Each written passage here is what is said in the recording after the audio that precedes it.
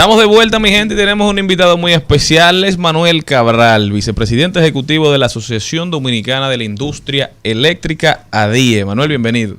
Hola, ¿cómo están? Gracias por tenerme aquí hoy. Bienvenido. Felices de estar contigo. Cuéntanos, Manuel, ¿cómo va el sistema eléctrico nacional según ADIE?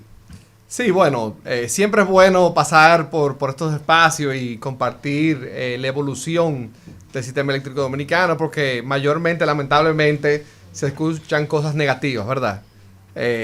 Temas de apagones, ese tipo de cosas. Pero la realidad es que el sistema eléctrico dominicano ha venido avanzando en la parte de generación de manera muy positiva en las últimas 2 décadas. Nosotros pasamos de generar casi la totalidad a base de derivado de petróleo, lo cual obviamente es un combustible sumamente volátil, tiene efectos al medio ambiente no muy positivos, y ya nuestra matriz está muy diversificada, dominada por el gas natural, que el año pasado terminó cerca de 39%, carbón 30%, derivado bajo un 15% de la matriz solamente, y un tema muy positivo es que las energías renovables vienen creciendo. En general representaron cerca de 16% entre agua, biomasa, sol y viento, es decir, ya por arriba del % de derivado del petróleo, lo cual es un hito para la República Dominicana. Hace 15, 10 años, quizás el 80, 90% era derivado del petróleo, ¿no? Sí, totalmente. Hace cerca de 2 décadas era casi 90%. Un poco de agua, como 6% de agua y algo de carbón, como un 5%. O sea que hemos avanzado muchísimo. Hemos avanzado de manera importante y nosotros como país tenemos 2 cosas importantes. Uno, la diversificación de la matriz. Una matriz tú quieres que sea diversificada. Tú no quieres depender de un solo combustible o una sola fuente. Por ejemplo, dicen que siempre, ¿verdad? Las energías renovables son el futuro y son el futuro. Pero hay que tener cuidado con tú desbalancear tu matriz. Los países cercanos a nosotros, Panamá y Costa Rica, tienen una matriz de generación con una proporción importante en términos hídricos, porque ellos tienen muchos ríos, bueno, Panamá tiene el canal de Panamá y todo eso. ¿Qué pasó? Un año hubo una sequía importante. Problema. ¿Y qué pasó? Que no pudieron generar mucho, entonces los precios se les dispararon y no estaban listos para enfrentar eso. Panamá ha tomado una serie de medidas en lo cual ha ido diversificando su matriz. Nosotros no adelantamos a eso, nosotros fuimos el primer país de la región que tuvo gas natural con la terminal de AES. Iba a decir el lugar para no decir la compañía. Con la terminal que hicimos, fuimos lo primero en la región que incluimos en nuestra matriz de generación gas natural. Entonces, eso es importante. Y el otro tema que es sumamente importante es el crecimiento de las energías renovables. Nosotros como país, bueno, estamos en el trópico, tenemos viento, sol, tenemos mucho sol, tal vez no muy poca agua, y tenemos capacidad también para aumentar biomasa. Entonces, habiendo dicho eso, nosotros hace como una década, un poco más de una década, casi no teníamos producción de energía eléctrica a base de renovables. Solamente la parte hídrica con las presas que tenemos. Pero nosotros somos una isla que no tiene caudales muy grandes. Y la generación hídrica solamente está disponible para el Estado. Es decir, el inversionista privado no puede invertir en fuentes hídricas. Claro, pero es decir, si tú ves esto de un componente sector, matriz, realmente no importa de quién sea el activo. Claro. Si es público, si es público-privado, si es privado. Obviamente, el sector privado ha demostrado una gestión y una capacidad de inversión muy buena en la República Dominicana. Importante. Importante. Y por eso la gran expansión de la generación aquí. Pero realmente es un tema de caudal.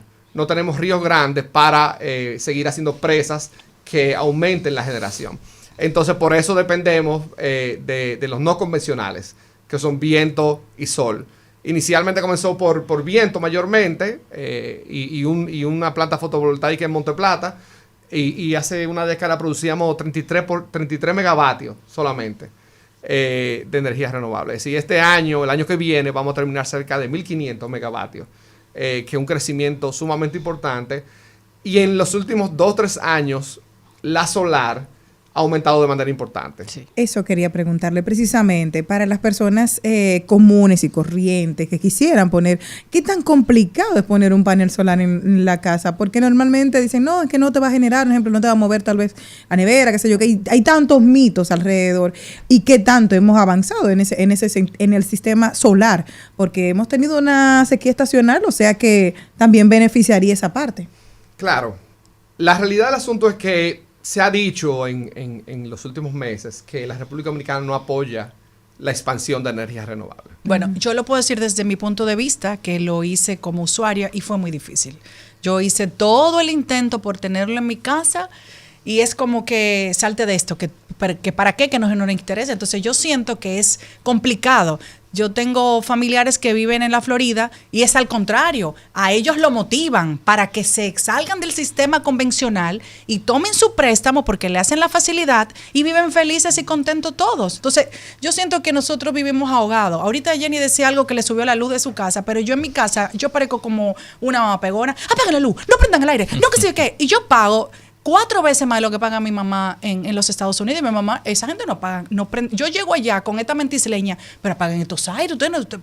Aquí no tenemos ese problema. Pero sí hay que destacar, Manuel, que en los últimos 3 años, haciendo uso honesto de la palabra, se ha multiplicado el uso de paneles solares. Y bueno, el programa de medición neta desde Sur hablaba en algún momento de que el aumento había sido de un 106%. De 54 megavatios instalados, estábamos por los 85, 84, no recuerdo exactamente el dato, lo que yo creo que es un avance. También hay que ver el tema de la cultura de colocación, incentivos gobierno, pero también de infraestructura, que creo que juega un papel determinante. ¿Qué hay sobre eso, sobre ese crecimiento de la instalación?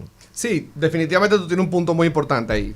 Y voy a hablar del tema de los diferentes aspectos, del aspecto de infraestructura, aspecto baterías, aspecto gran escala versus soluciones individuales. Lo primero es que ya le dije a gran escala. Es decir, hemos crecido de cerca de 30 megavatios. El año que viene vamos a estar en 1500 megavatios. Es decir, ahí no se puede decir que hay ningún obstáculo en los últimos 5 años, 6 años de crecimiento de energías renovables. En paneles solares de generación distribuida, que son tanto en casas o sí, comercio. las casas, lo que mi punto de vista era una casa. Ha crecido del 2016 a la fecha casi 900%. Wow. Es decir, que yo creo que no podemos hablar de que aquí en la República Dominicana no hay un crecimiento real en ese sector. Ahora, ¿qué pasa? Que en muchas ocasiones no, el sector es un sistema complejo, el sistema eléctrico. Entonces, tú decides instalar un panel en tu casa, tú estás en toda tu potestad de hacerlo, pero ¿qué pasa? Tú no te independizas, es decir, cuando tú pones un panel en tu casa, tú no te haces autogenerador. Tú no te desconectas de la red. Tú sigues estando en la red eléctrica. ¿Correcto? Entonces, nosotros vivimos en un país tropical, como decimos, hay mucho sol, pero también hay mucha lluvia y mucha tormenta. Entonces, ¿qué pasa?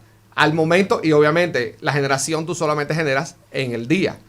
De 9, 10 a 5 de la tarde, 6 de la tarde. Entonces, ¿qué pasa? En ese tiempo tú estás conectado y tú necesitas de la red de distribución que te llega a tu casa para el momento de que esa energía fotovoltaica es muy volátil, es decir, por las nubes y verdad y la sombra. No se acumula. No, porque no tenemos todavía capacidad de baterías. Entonces, ese va a ser el futuro, las baterías. Pero en lo que no llegan las baterías, las distribuidoras, tanto públicas como privadas, funcionan de batería tuya. Entonces, ¿qué tú tienes? Tú tienes un sistema que tu backup, en lo que tú generas, tú vas generando con tus paneles fotovoltaicos en tu casa, pero al momento que tú no puedas, o es de noche o hay una tormenta, tú necesitas hacer un contrapeso con la distribuidora. Entonces, ¿qué pasa? El esquema regulatorio actualmente no conlleva esa compensación con la distribuidora. ¿Y qué pasa a la distribuidora? Y lamentablemente, bueno, si hablamos de la parte pública, es decir, de las ERES, está en una mala situación financiera, con poca sostenibilidad financiera, entonces le crea un hoyo financiero aún más. Si tú aumentas de manera indiscriminada y sin planificación los paneles solares. ¿Por qué pasa? Si yo decido poner un panel solar, y una decisión nuevamente de cara ciudadano o cliente, pero tiene un costo ese panel solar. Es decir, no todo el mundo en la actualidad, en los costos actuales, puede instalar un panel solar. Entonces, ¿qué va pasando también? Aparte de ese factor que yo te dije, que tú dependes de la red todavía, porque todavía no tenemos sistemas de baterías que te puedan almacenar durante el día, inyectar en la noche o cuando hay una nube, inyectarte ese sistema y tú tienes que mantenerte conectado a la red. Que las personas que no quieran o que por alguna razón que no quieran o que no puedan instalar paneles solares, entonces se van quedando en la red de distribución. Pero esa red de distribución tiene un costo de mantenimiento y un costo de inversión para mantener sus equipos en óptimas condiciones. Entonces, ¿qué pasa? Para los que se quedan en la red, que no tienen paneles solares, entonces tú le vas incrementando el costo de la energía eléctrica a esas personas. Y que normalmente son personas de escasos recursos que no pueden acceder a estas soluciones energéticas. Entonces, ¿qué es lo que necesitamos como país? Bueno, todo esto estamos hablando de una transición energética. Una transición energética que va a tomar años, como todo pasa, ¿verdad? La fotovoltaica va a tomar su tiempo, pero en lo que eso llega están las energías convencionales, como gas natural, carbón, derivado, la propia hidroeléctrica, que van a seguir surtiendo su efecto. Como país nosotros tenemos compromisos internacionales. Al 2025 tenemos que generar 25% de la electricidad con energías renovables. Nosotros entendemos que a 2025 vamos a llegar con el crecimiento que hay, con los parques que hay, con la hidroeléctrica, más biomasa. Es decir, entendemos que vamos a llegar al 25% en 2 años a generar con energía renovable. Pero ¿qué pasa? También tenemos compromiso al 2030. Al 2030 tenemos que generar 30% con energía renovable. Entonces, ahí tenemos que hacer una planificación adecuada de hacia dónde debemos ir y cómo queremos ir para llegar a esa meta. Y Manuel, algo que le ha llamado mucho la atención a la gente en las redes, que hemos visto en los últimos días, que sería bueno que tú expliques un poco, porque como todos hemos podido ver, eres un experto en el tema.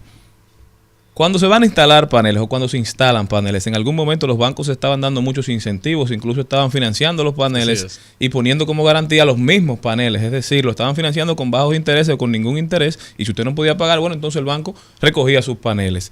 Pero lo que vimos en ese momento fue como mucha gente instalaba esos paneles y luego deseaba tener los beneficios de la generación, de la medición neta y de la generación distribuida, es decir, quizás esa generación que generaban esos paneles, esa electricidad que ellos no utilizaban, que no podían guardar, entonces querían reinyectarla a la red, digamos, y para eso solicitaban la interconexión. Entonces, ¿qué decían las sedes? O por lo menos aquí de Sur decía, el CENI está copado. Yo no puedo meter esa energía que tú estás generando porque ya yo no tengo, digamos, posibilidad en la red. Entonces ahí venía el disgusto de mucha gente que decía, entonces no hay incentivos para instalar estos paneles y vienen todos estos problemas. ¿Qué pasa? Que entonces empieza a cobrarse lo que se ha denominado como potencia, que es lo que a mucha gente le ha generado mucho ruido. ¿Por qué me están cobrando esta potencia? Que me imagino que era por lo que tú explicabas, de que aunque tú no estés generando, aunque tú no estés, digamos, utilizando esta energía, tengo que tenerte en el sistema, porque si no tengo que cobrársela más cara a los demás. Pero, ¿qué es lo que pasa aquí? ¿Podemos transparentar un poquito para que la gente entienda? Sí, aquí tiene que haber un acuerdo regulatorio de cómo cada una de las partes va a compensar por esa transición energética. Correcto. Ciertamente los bancos tienen programa importante, es decir, tienen programa importante de financiamiento y no solo a pequeña escala con generación distribuida, sino también a gran escala. Es decir, muchos de los bancos dominicanos e internacionales han invertido mucho dinero en renovables y eso es muy apreciado el sector financiero. ¿Qué pasa? Que cuando tú pones una solución fotovoltaica en tu casa, nuevamente, tú no lo haces con un banco de baterías. Si tú lo hicieras con un banco de baterías y te fuera autosuficiente, tú no tuvieras un impacto en la red. Correcto. Pero lo que decía de Sur es correcto. No solo es que ellos no tienen suficiente capacidad en ese circuito, necesitan, sino que también te lo compran a un precio diferenciado. Porque tú le vendes a un precio más caro de lo que un generador le vende. ¿Entiendes? ¿Por qué? Sí. Y tú le estás vendiendo en un lugar probablemente que a ellos no les interesa que tú le vendas electricidad, porque probablemente ese circuito tiene electricidad. Entonces, claro, se entiende. Claro, a mí? Claro, entonces es un tema de balance. Es un tema de lograr que todos los actores no se sientan afectados o no sean afectados, pero también transicionemos como país hacia una matriz, una generación adecuada para nuestro país. Es decir, nosotros tenemos una demanda como país importante, correcto. Es decir, nosotros como consumidores demandamos mucho. Entonces, tiene que ser una generación eficiente y que pueda suplir las necesidades del pueblo. Manuel, para concluir, en algún momento me tocó ser encargado de concesiones de la Comisión Nacional de Energía y en ese momento con mucha preocupación veía las trabas de la obtención de concesiones temporales o definitivas. ¿Cómo va eso? ¿Ha mejorado? ¿En qué está eso? Ciertamente ha mejorado y eso rápidamente, yo sé que Sí, tenemos sí, ya terminamos. que terminar. Ha mejorado. Anteriormente tomaba de 5, 6 años tú conseguir todos los permisos para instalar un parque solar. Eso, hay dos problemas. Un problema es el costo de financiamiento, pero también nuestros competidores, que lo hacen en 2 años o menos. Entonces, si un inversionista viene de fuera o local, dice, ok, ¿cuáles son el costo dominicano? El costo dominicano implica también el tiempo de permisología. Claro. Entonces... Y de operación, porque mientras estás pidiendo el permiso, estás operando. Y tú estás pagando tu financiamiento. Así es. Entonces, se ha reducido, pero se tiene que reducir aún más. Bueno, gracias Manuel. Te vamos a invitar otra vez, por favor. Ay, sí, sí. Porque de verdad que este tema tiene mucha tela de donde cortar. Hasta mañana, mi gente.